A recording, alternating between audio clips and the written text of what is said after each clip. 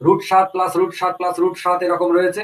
একদম খেয়াল করে দেখুন, আমরা প্রথম অঙ্কটাতে কি করেছিলাম, প্লাস সিম্বল ছিল কিন্তু ভাঙা গেছিল 42কে, সেই জন্য 6 আর 7 আমরা উত্তর করেছিলাম।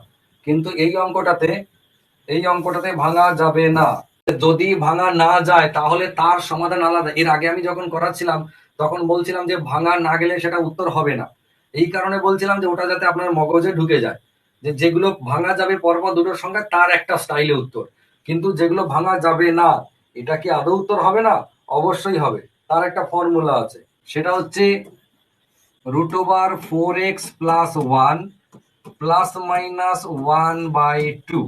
এটা হচ্ছে এর ফর্মুলা। কি বললাম?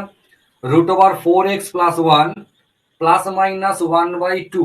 এই প্লাস মাইনাস কেন বললাম?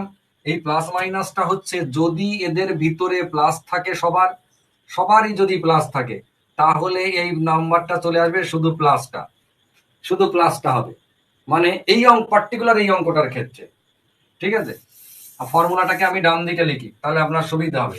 সেটা হচ্ছে √4x+1, এটা রুটের মধ্যে, আর রুটের বাইরে কোনটা, +-1/2।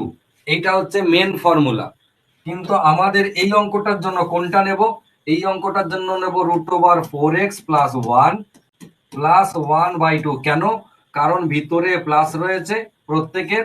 যদি ভিতরে প্লাস থাকে তাহলে এই সিম্বলটা প্লাস, আর যদি ভিতরে মাইনাস থাকে তাহলে সিম্বলটা হচ্ছে মাইনাস। এই ফর্মুলা ছাড়া আর কোনো প্রসেস নেই। আর একটি মাত্র প্রসেস আছে, সেটা হচ্ছে সায়েন্টিফিক ক্যালকুলেটর নিয়ে বসে করতে হবে, মুখে মুখে হবে না।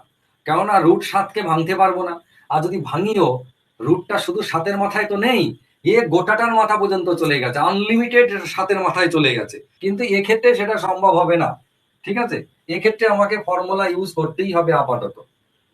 তাহলে এটার উত্তর কত? এক্স এর মান হচ্ছে এই যে 7, এখানে এক্স সমান সমান হচ্ছে 7, এই জায়গাটায় ভিতরে যে থাকবে সেইটা। তাহলে আমাদের এটার উত্তর কত হবে? রুটের মধ্যে হবে 4 × 7 +1, বাইরে +1/2।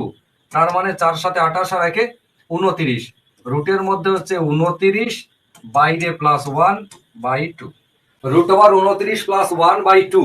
তাহলে দেখুন 7, √7 প্লাস রইল ভিতরে। আমাদের ফর্মুলা কি? √4x+1, বাইরে +-1 আর নিচে হচ্ছে 2।